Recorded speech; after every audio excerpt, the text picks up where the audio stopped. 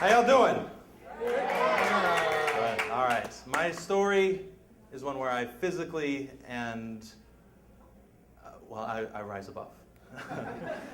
I was born and raised in Las Vegas, Nevada.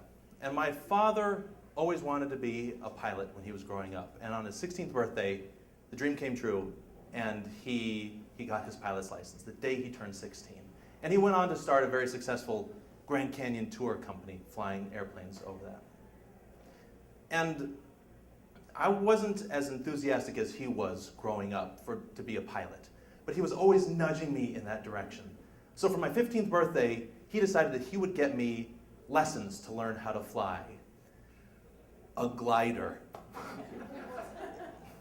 Now, if you don't know, a glider is just like an airplane, except for that essential engine that keeps you going. So I'm 15, and it's summer break. By the way, my birthday is in the middle of June, which us in Vegas refer to June as one of those months that's, oh God, it is so fucking hot outside kinds of months. And so we're in the car. He always drove me to work because we worked at the same spot. He was at the airport. He drove me out there. I worked for him during the summer. But this particular day, we're going to a different section of the airport. And he wouldn't tell me why. But I didn't care. I'm 15. Who cares? I'm just drinking my breakfast shake, whatever. I don't care. And we get to this spot, and he gets out and he goes, "Surprise, son. You're going to learn how to fly that." And I'm like, oh my God. I'm going to learn to fly that giant plane that's right behind that shitty little glider? He said, "No, it's that shitty little glider." Thanks, Dad. So I go over, I meet the instructor, and we get into the tiniest cockpit I've ever seen. It's side by side. It's a two-seater. It's side by side, and it's so close our thighs become one. Like it's so close. And so cut to 20 minutes later, we're out over this mountainous range called Red Rock, just outside Las Vegas. And in Red Rock, there's red mountains and heat. That's it. So, and inside the airplane, there's no air conditioning. It's just like on top. It's one of those like a bubble window type thing, where it's clear and it's fucking hot. So we're out there. We're going around, and he's explaining how safe a glider is compared to an airplane, because you can always pull up if you're ever in a nosedive. Like this, and he shoved the stick forward, and goddamn, I went straight down. And I know I'm going to die, but my 15-year-old brain is saying, "Oh shit, don't die. I'm in a fucking glider. I don't want to die in a glider."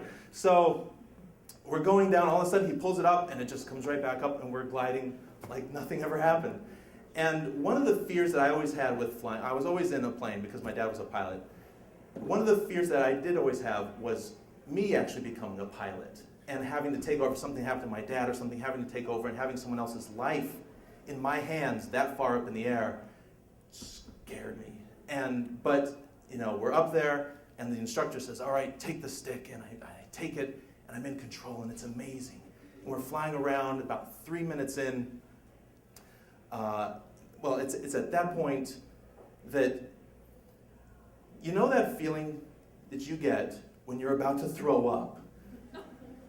Because of the heat inside there, the sun beating down, I almost just died, that you start to foam at the mouth like Old Yeller, and you feel the reverse thrusters in your throat start kicking in, that nothing's going down, but everything's coming back up. I had that, but it was turned up to 11. So the guy is a friend of my father's, and so I'm trying to be very polite, and I say, I'm not feeling that well right now. Do you happen to have any of those air sickness bags? And as soon as I get it, I open it up, and everything starts to come out. That awful breakfast shake most of it's in the bag. Some of it is on my shirt. And my legs, like when I throw up, my entire body just contracts, and my legs go straight. I'm like this, and I hear the sound come from the depths of my soul, that I didn't know a human being could ever possibly make. And most of it gets in there, and because we are one here at the hip, he immediately smells and is like, all right, we're going home. So we go back home, and we land successfully, everything's fine, and on that, we're driving, there's no way I'm going to work that day. So I'm covered. And so on the way home, I realized three things. One, that I had conquered a fear of taking the reins in an airplane that I never thought I could. Two, I realized that piloting was never for me, and it was never going to happen. And three, even though I was going to be in many planes in my life, there was no way I was ever going to get into a goddamn glider again.